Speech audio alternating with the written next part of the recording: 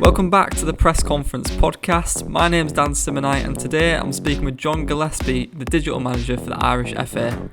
He tells me about his journalistic grounding and transitioning that over to digital, how the media relationship works between the national team and clubs, and an insight into comms and content during the COVID-19 coronavirus pandemic, as well as a little anecdote about interviewing Virgil Van Dijk.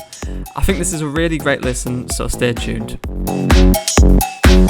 First thing I sort of wanted to ask you is obviously your role's primarily digital within the IFA. What exactly is, for the people who wouldn't know, what's the role of a digital manager? So I'm a digital content manager at the Irish FA, and my role involves primarily managing a very small but dedicated and very sort of skillful team. I would describe them as very adept. So I have two direct reports, both of which are content producers. We have one senior content producer and a guy called anecdote. And we have just recruited a second digital content producer, a guy called Kieran Quinn, who's come to us from the BBC. So it's a very small team within the communications department, and we cover everything from the website, content on the website, social media channels for the national teams, and social media channels for the association. Some of those channels, as you know, observers will note are doing better than others at times, you know, and some of them more prominent than others at this time. But that's pretty much the scope, Dan. We cover everything from men's seniors and international games to under-17 matches, right down to, you know, programs where little girls are getting into football for the first time. So it's a broad church. Yeah. Would you say it's sort of similar to other associations, you know, like the English FA, Scottish FA? You're doing, stuff in schools, and you're doing, all the way up to international games. Yeah, definitely. I mean, we're definitely not as big an organisation as say the FA. We do mirror the Scottish FA a little bit, I would say, in terms of resource and capacity. But yeah, again, one day could be, as you said, one day we could be out covering a schools event, and the next day we could be on a charter plane to Czech Republic to watch Northern Ireland and cover Northern Ireland play at elite international level. So the job's very diverse. It's a brilliant job. No 2 days are the same. But as I said earlier, I'm very lucky to have an exceptionally talented team around me in terms of digital, and an exceptionally talented comms department. We also have Danny Lynch, who's come to us from the FA as our head of comms, Nigel Tilson, who's our senior media manager, and all of us really, Dan, play a part in the direction of things. I would definitely have my own ideas on digital content, digital output, how much resource we attach to a specific event, or how much resource we would attach to a specific story within the association digitally. But it's a massive team effort, and there's a lot of hard work goes into producing the stuff that we turn around. So with everyone who comes on this podcast, I normally do a bit of a nosy and a bit of a background on how they've got into the industry and what they've done. I've noticed you actually started in sort of news reporting. That's right. Just talk us through a bit about that. Yeah, so I started off after going to uni in St Andrews in Scotland, and studying for a theology degree, of all degrees. I got my degree and decided that journalism was an avenue I wanted to pursue, and I started out and had a fantastic grounding in weekly papers. So I worked for a local paper here in Northern Ireland. It was hands down one of the best experience. It was a tough experience, but it was one of the best experiences in my career to date, almost, because it gave me a real, what's the word, sort of like an all-rounder attitude. So it gave me a real grounding in all things from, we're going back a bit now, so all things from shorthand, court reporting, through to covering a local council, reporting on community issues. And from time to time, within that first role of mine, I dabbled in sport.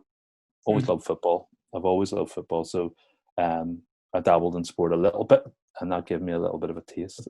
So from there, I went on to be a sports editor. Spent 5 years as a sports editor. And again, it was like almost like a one-man band. So from memory, it was on a weekly paper with 3 editions, and sports journalists will empathise with this. Weekly sports journalists will empathise with this. There's just a heck of a lot to get through. So you could be doing a Bulls report, which I had absolutely zero interest in, but conscious of our audience, I had to sort of brush up on my Bulls, right through to all the football stuff, which was Irish League football, which I really, really enjoyed. So that gave me an absolutely fantastic grounding, I would say, in journalism and all its different attributes. And I would really encourage people that if they have an opportunity coming out of uni or a tech course or whatever in journalism, to really definitely get that grounding in a local paper if the opportunity arises. If something else a bit up the ladder arises, I would definitely encourage people to pursue that as well. But there's nothing that gives you the grounding quite like working in the heart of a local community, and that's really what local newspapers are. And challenging times for journalism at the minute, print journalism in particular, really challenging times. People will always need news, they will always need journalism, and that's a really important message at this point in time. And I see former colleagues still within journalism, and even former colleagues who have left the industry as well, really sticking up for that. But we need independent, good, strong journalism as a almost like a bedrock of our society to challenge people in power, and it's just a great avenue of information communities as well. So having left a weekly paper, I went on to join one of the national newspapers here in Northern Ireland, and became its digital editor. And it also gave me a good grounding in digital and social. Now, it's slightly different tack from what I do in my current role. We were very much pursuing page views and finding a hook to get people to our website, as well as delivering local news as and when it happened. So it was kind of like a relentless kind of pursuit of news, and breaking news became very important online, Dan, as well. So that job at the newsletter was fantastic, and some really good people around me. Again, the editor of the newsletter, Alistair Bush, I still speak with him today. We had some fantastic networking contacts in that the newsletter worked in a stable with papers like the Eye, the Scotsman, the Yorkshire Post. So every week we had opportunity to pick the brains of some of the best regional newspapers in the UK, which was fantastic. You sort of just mentioned there, you started off as a news reporter, you went into then sports, and then you went into digital. Did you see it sort of, you mentioned it's a hard time for journalism at the moment. Did you see it sort of going more digital, at that point, and you wanted to get on that basically? Very much so. So I think if I'm going back down the years, I think maybe 2011, 2010, maybe end of 2010 would have been the time that it really dawned on me that digital was the way forward. There was no way back, in terms of tipping your hat towards a website or tipping your hat towards social media. I'm a very keen one on monitoring my own behavior online from a social media capacity. What am I drawn to? So back then I was drawn to Twitter. I was drawn to and that sort of where sport lives in terms of informative tweets and stuff like that.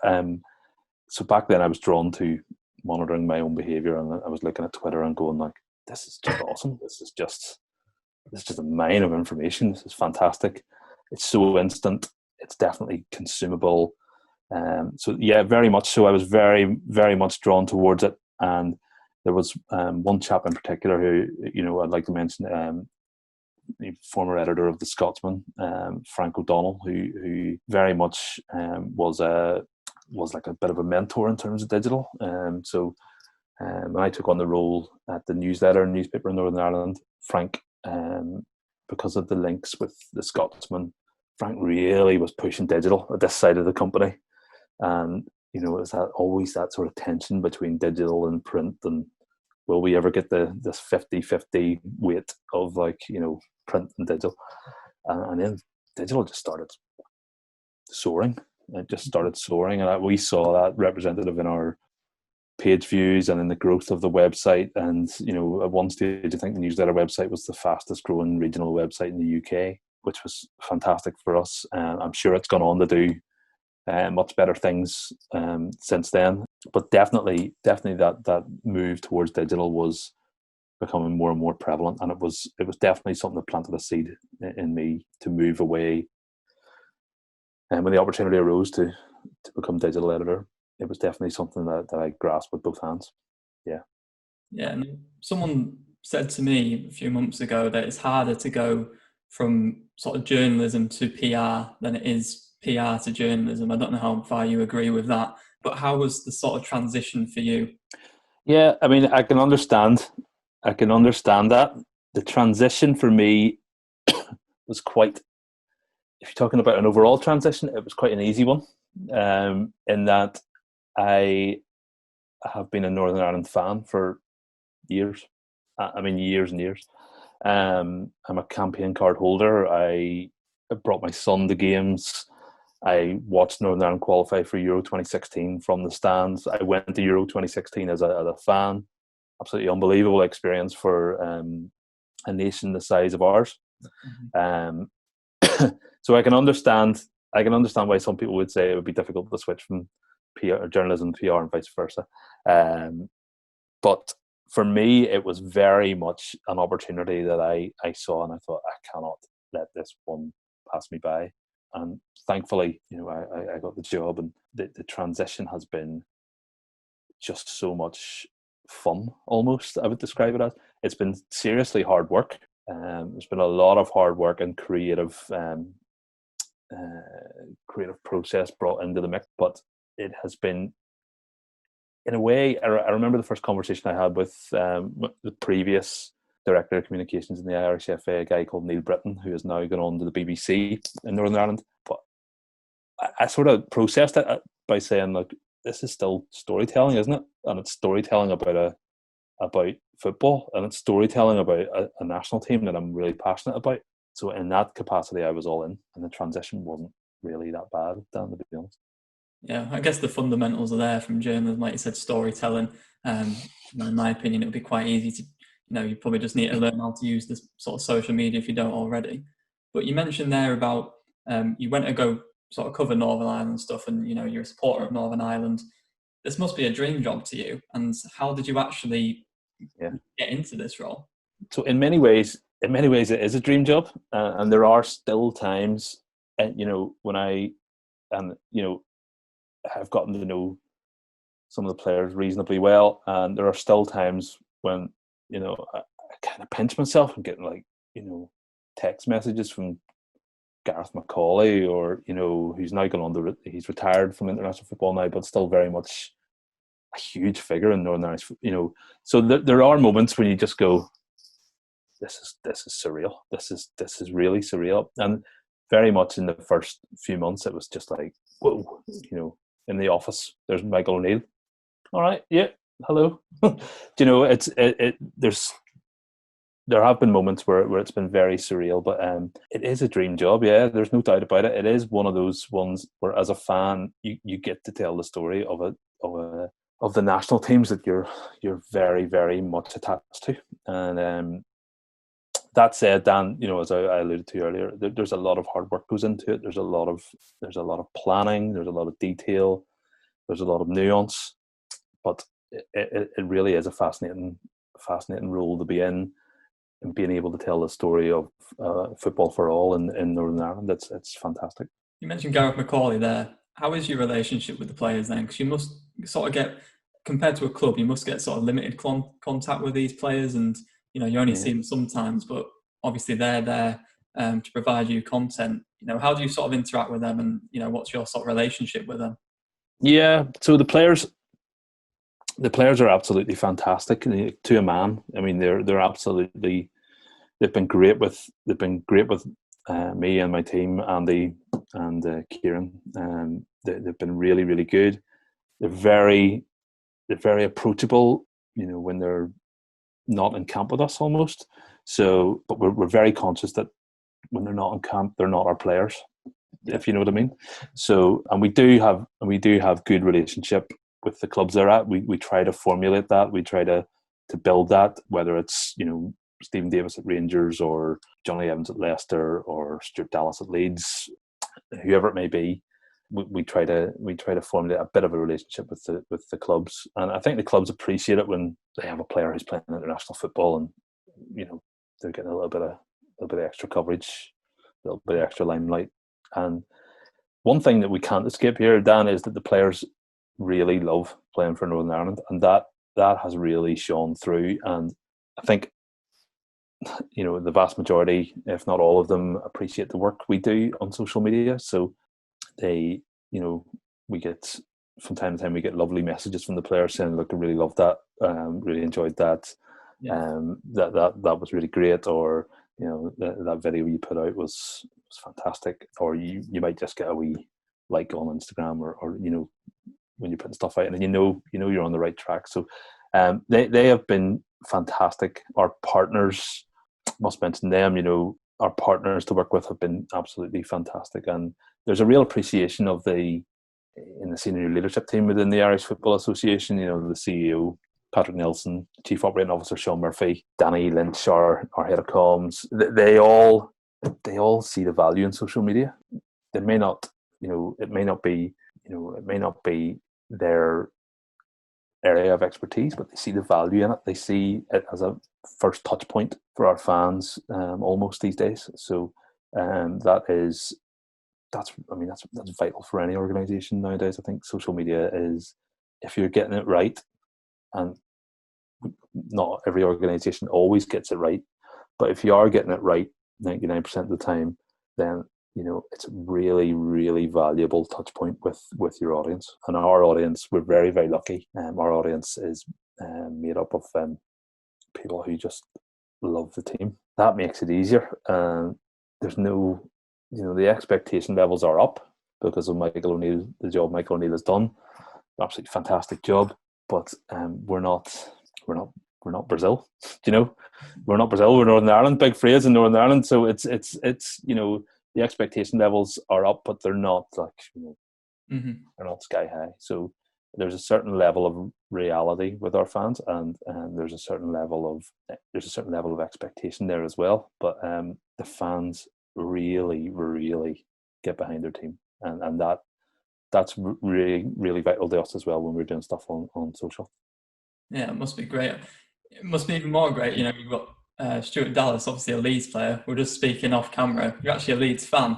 Yeah. What's the relationship been like with that club? And do you ever get sort of nervous interviewing because he's maybe one of your people you idolise? Or do you know what? Stuart Dallas is. I love watching Stuart play for Leeds, and I've seen Stuart in the last couple of years, and I just think he has, just as a player, he's just come on leaps and bounds. You see that when he plays for Northern Ireland. He looks like he has come on so well in the last couple of years. Do I get nervous?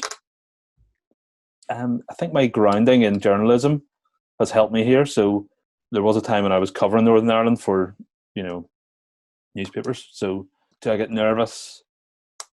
Not really, to be honest. I think the journalistic grounding has taken that out of me.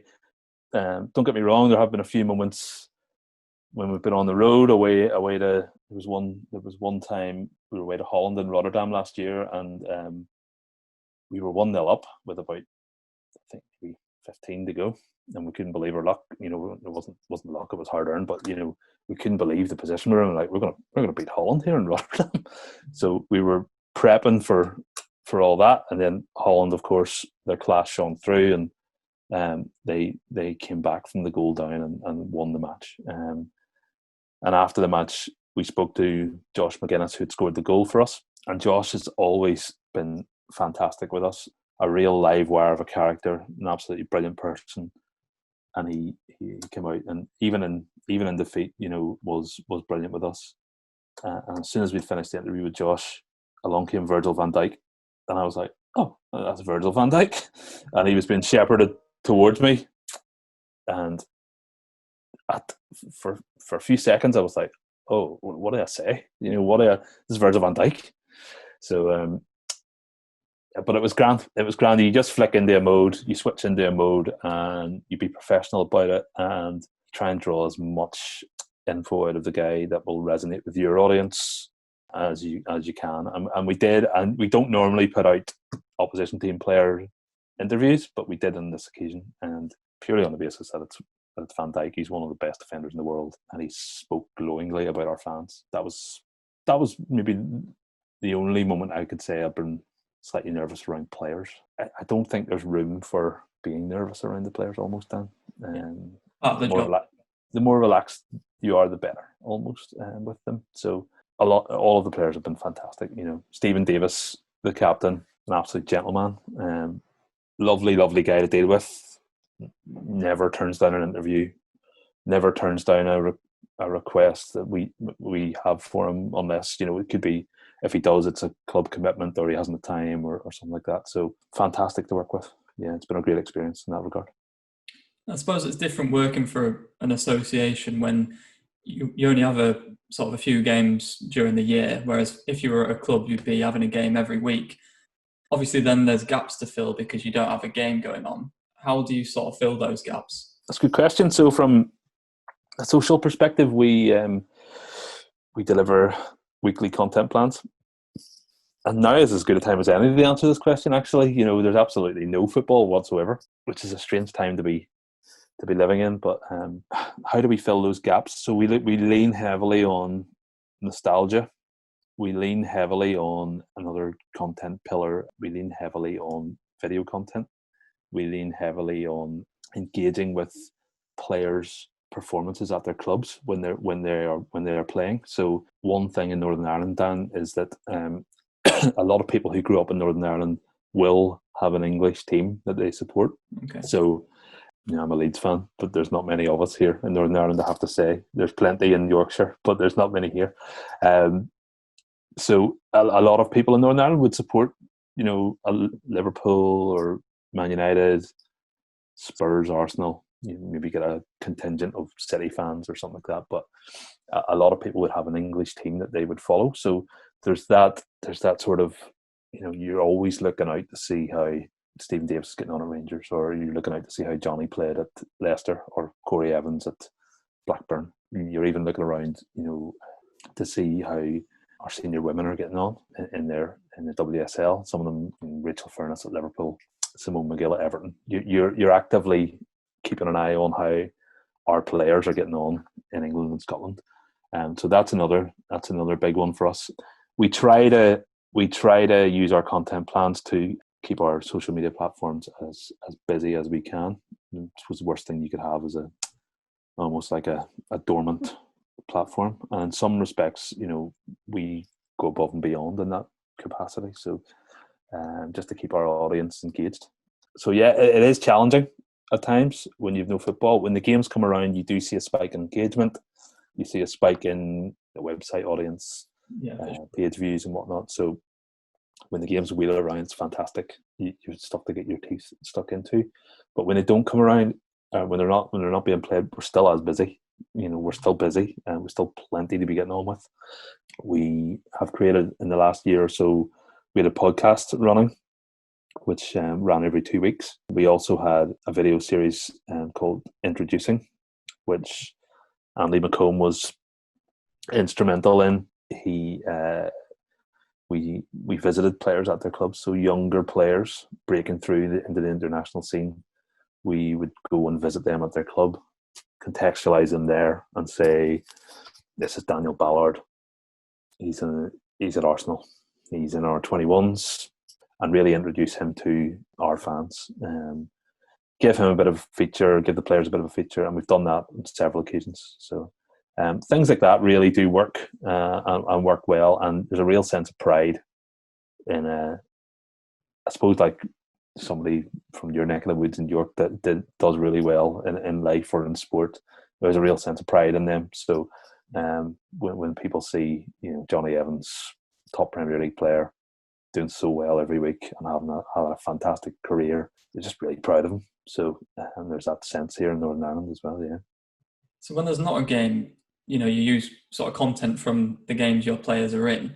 Do you actively go out and go to the games and record some content like that, or do you sort of get them off the clubs, or do you sort of make time in your content plan to go out to a club, like you said, Arsenal just then? Yeah, so we do visit clubs from time to time, be that for the aforementioned podcast or a video series, or there have been times when some of our players have got to domestic cup finals, and we've taken the opportunity to go and go to the final, go to the game, speak to fans of that club about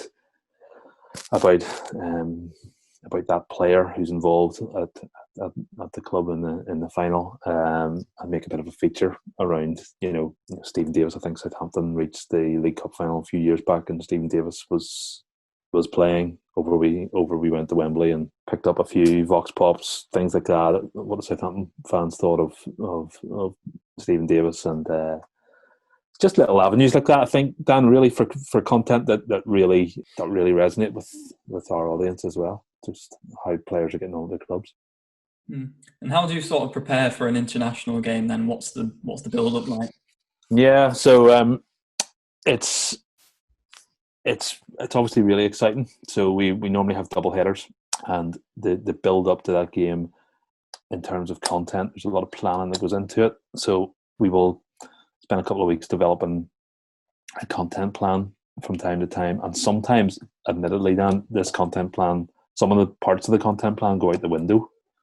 Sometimes some of our best stuff has been done almost organically, almost like you spot something and it's like, wow, that's something I've never really noticed before, or a player says something really funny or does something really funny, and all of a sudden you've got footage of it, and it's worthy of social post or something like that. So yeah, we build together a framework of a content plan for the 10 days.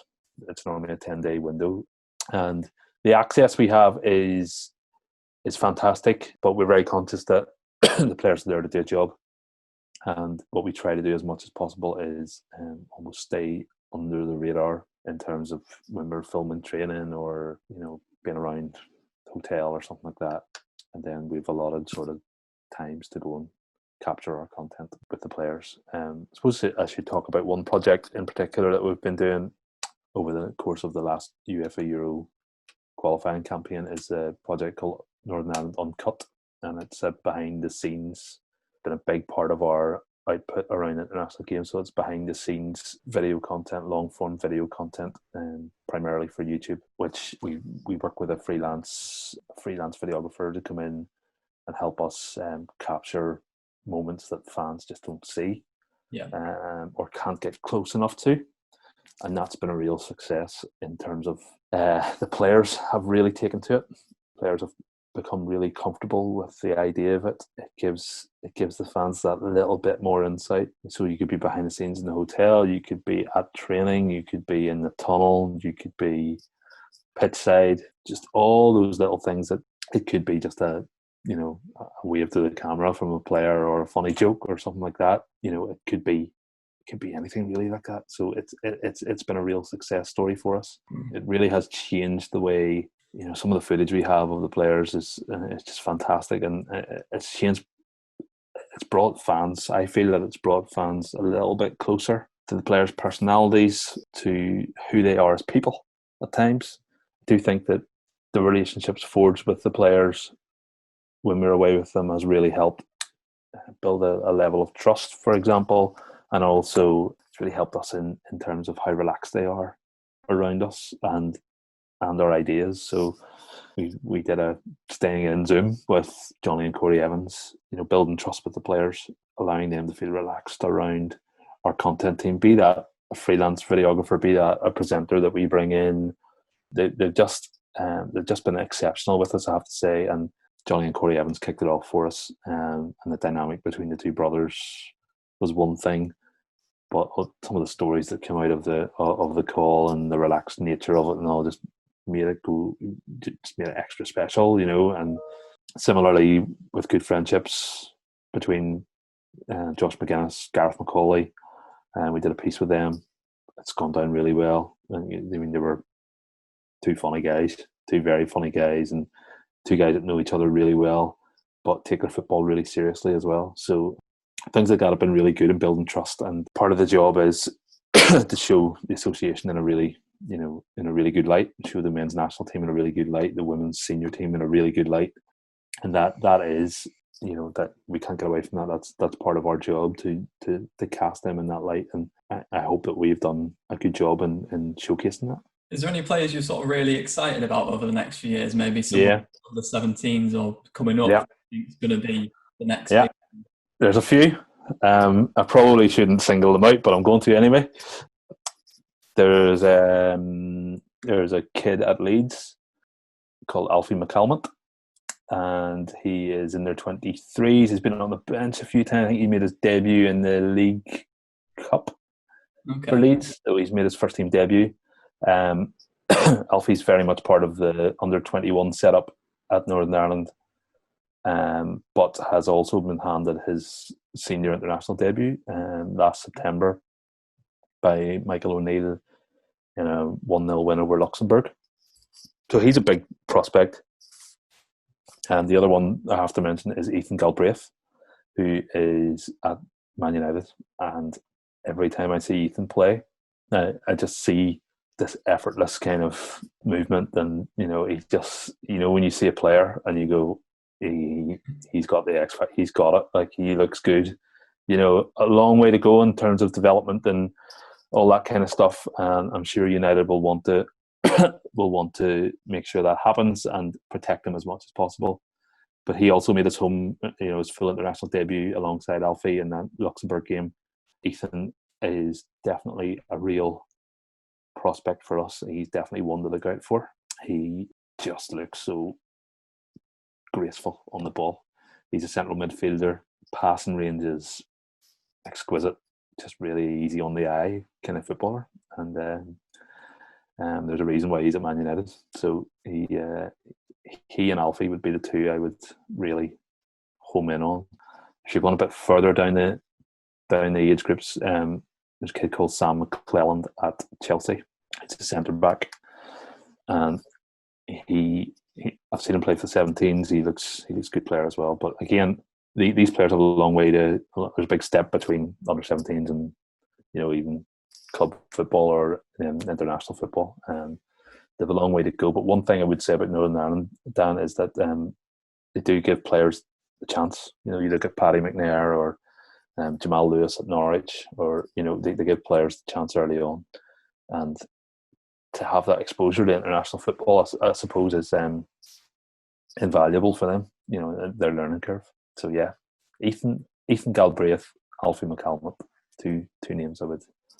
Oh yeah, first. If I can sign on Football Manager for your get them signed up. Yeah, a player I saw who was at York on loan a couple of years ago was Bailey Peacock Farrell. I was quite surprised that he's actually got 13 caps or something now, and as you said, I'm pretty sure he's still a really young player, isn't he? So they do give the chance to the youngsters.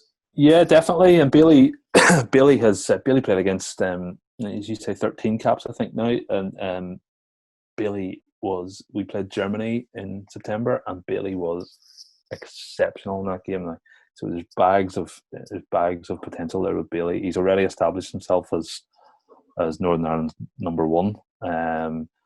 He was at Leeds and made the move to Burnley. Obviously, he's got a few experienced players in front of him at Burnley at the minute, but Bailey's one that will come good. I've no doubt about it. He will definitely be a top goalkeeper, and is already, as I said, an established international. Yeah. So just moving on to obviously the big thing in the news, big thing in life at the moment, COVID-19. Communicating as an international football association, do you sort of have to be careful of what you put out, and is it less less funny stuff, more maybe statements or something, or how have you sort of communicated it? Yeah, very much so. So from a digital perspective, when all this became a sort of stark reality, I suppose is the term, when this became a stark reality, we we very much had to reassess a few things.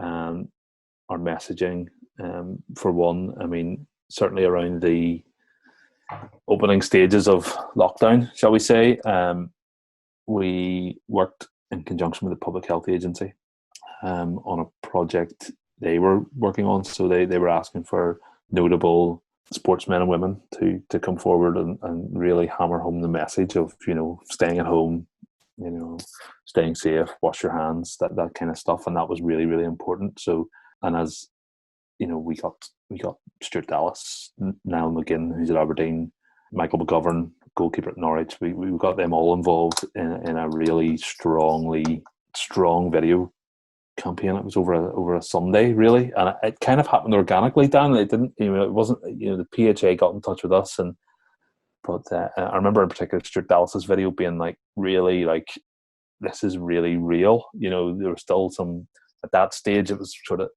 early to mid-March, and there's still some kids maybe, meet up at the weekends with their friends and stuff, and the message was just like, stay at home. So we had to adapt very much so. On social, our tone changed for a considerable period of time. We had to really hammer home that messaging because this pandemic's far bigger than football. So, that was something we had to adapt to.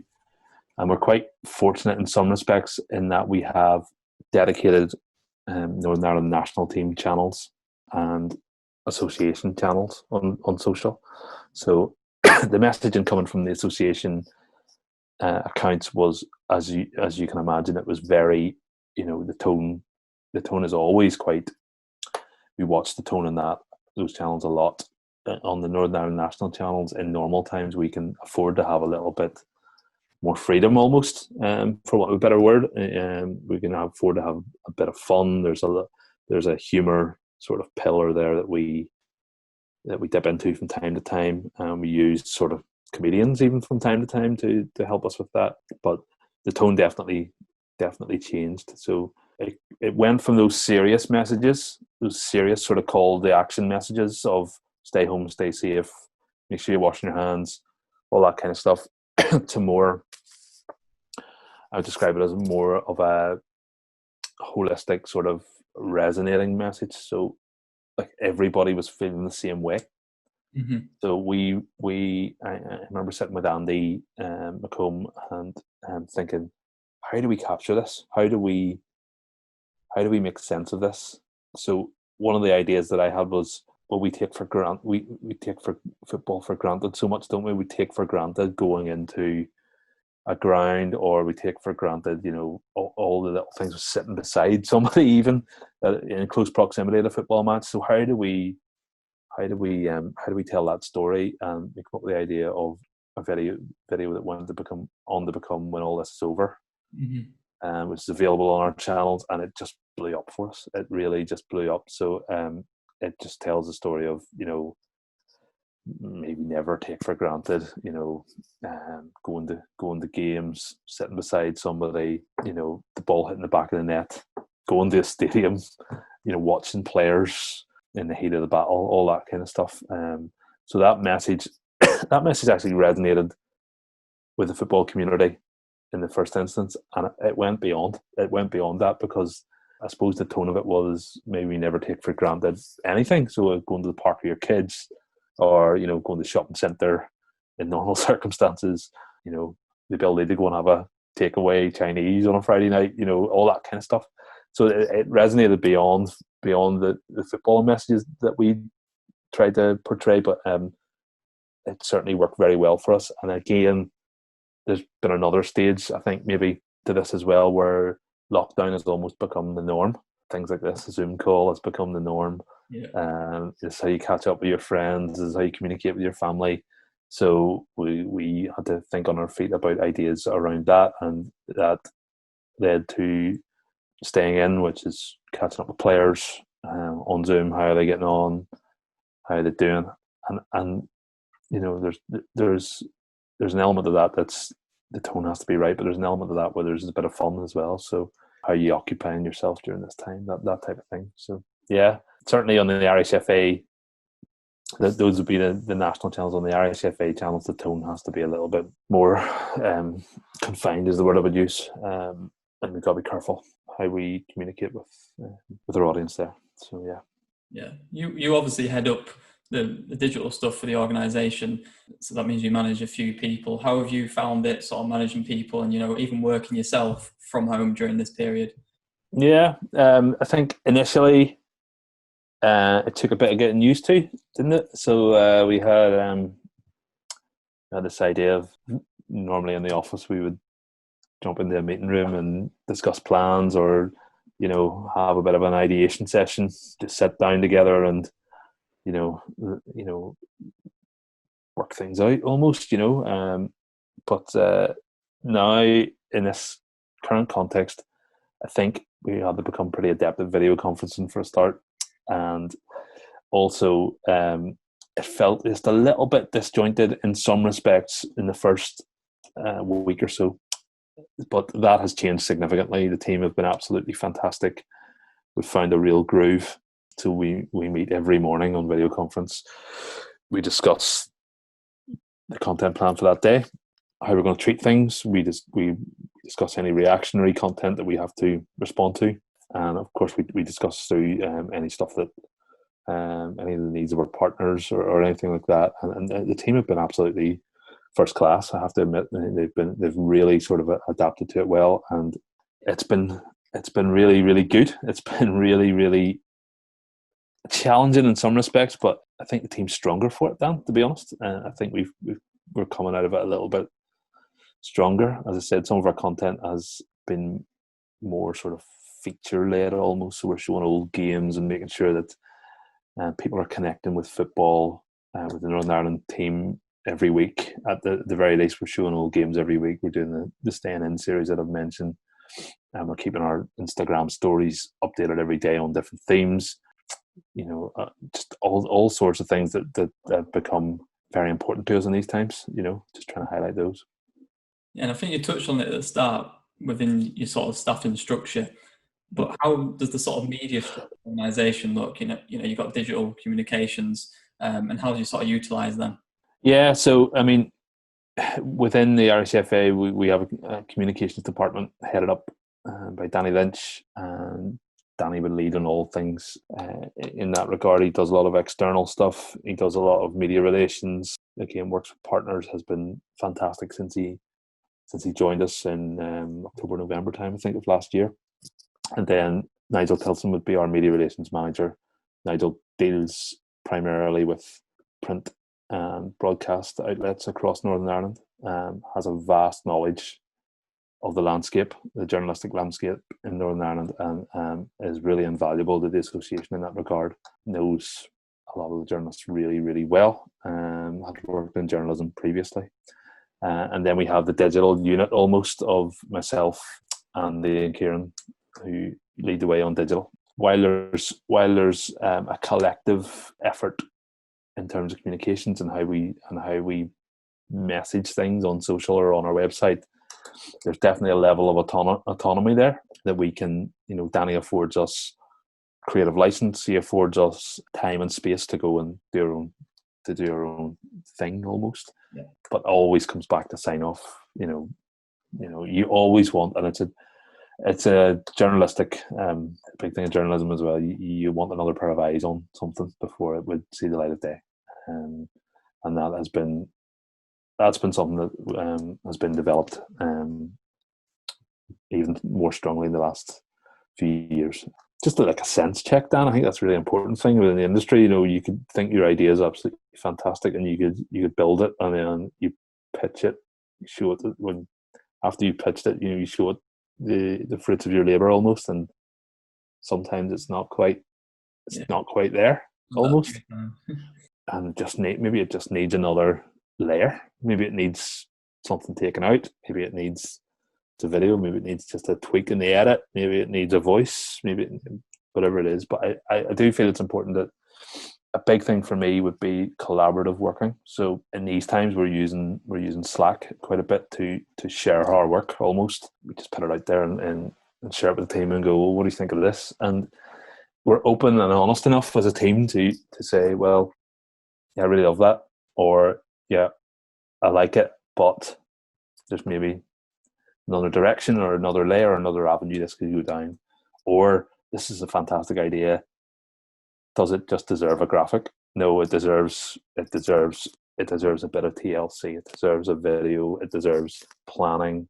Something a bit bigger. So yeah. Yeah. And any students sort of listening to this podcast at the moment who want to get a job in, sort of what you're doing at the moment, specifically at the Irish FA, how would they go about doing that? Yeah. One of the best pieces of advice I would give to give anybody coming out of college or university would be get your name out there, and by hook or by crook, get your name out there, build a portfolio. Definitely one of the things when you're going for a job is that we want to see your work. We want to know that your work is what it says on the tin.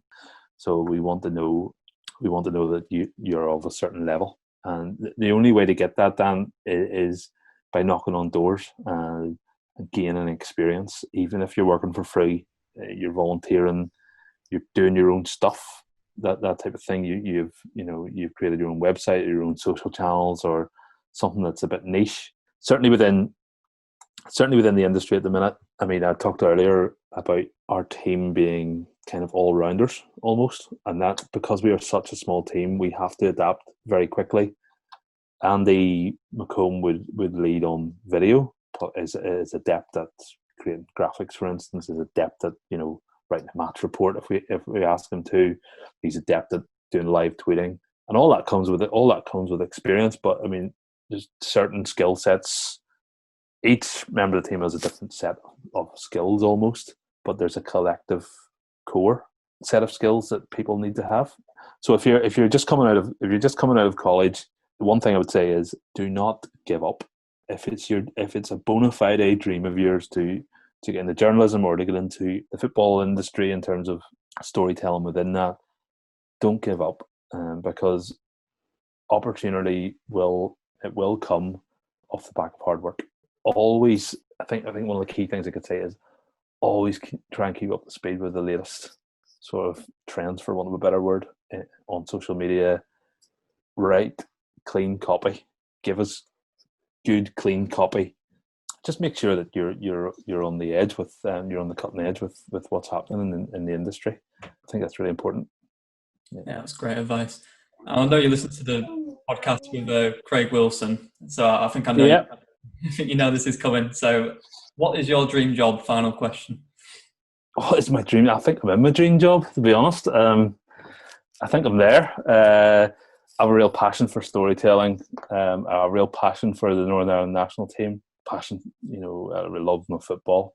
I think right now I'm in my dream job, and I don't mean that in a trite kind of way. I think it's just such a fantastic role. I think I'm definitely in it. Yeah, I'm definitely enjoying this role more than ever. I don't know. I can't remember Craig's dream job. What was his? Oh, he's doing it. He's doing it. He's doing it. Yeah. I mean, it's a fantastic. I mean, when I meet people from time to time and tell them what I do, it's like, you what? You do? Really?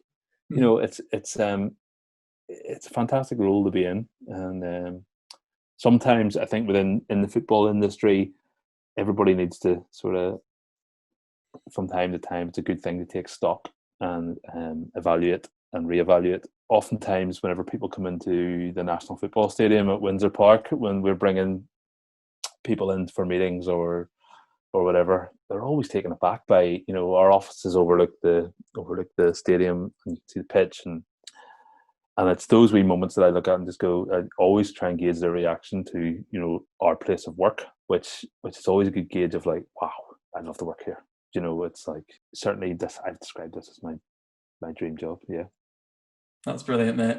Listen, thank you very much for coming on. Not at all. You'll be able to cut some of that, I would say. Absolutely. Yeah, that'll be fine. There was plenty. Listen, Dan, thanks very much for having us on. As I say, I've thoroughly enjoyed the podcast. I think it's a fantastic platform for people within the industry. Just I mean, we could go into detail about learning the nuances of different technicalities of how people go about their daily work, but certainly to hear voices from within the industry is a very, very useful thing for everybody to hear, and fantastic work from yourself. So yeah, I thoroughly enjoyed it. Thank you, mate. Appreciate that. What a nice guy, eh? As I said when I recorded this, I really appreciate John coming on and speaking to me.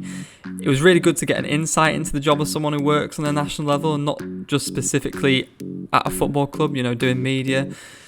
Another thing is John clearly holds journalism to high regard, and I don't know if this is the same for other listeners, but it really put my mind at ease to the fact that I can do a degree in written journalism, which is somewhat my university background, and use them storytelling fundamentals in a digital capacity.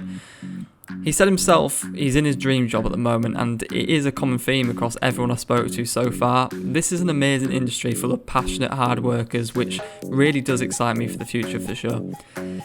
If you are listening to this podcast, working football media, then I would love to hear from you. So far I've primarily had digital, social media people come on the podcast, but it'd be great to hear from different parts of this niche industry. If you know anyone or you yourself are up for coming on, then please do get in touch with me on Twitter and LinkedIn. Just search Dan Simmonite, or you can go through the press conference channels, which can be found at PressConfPod.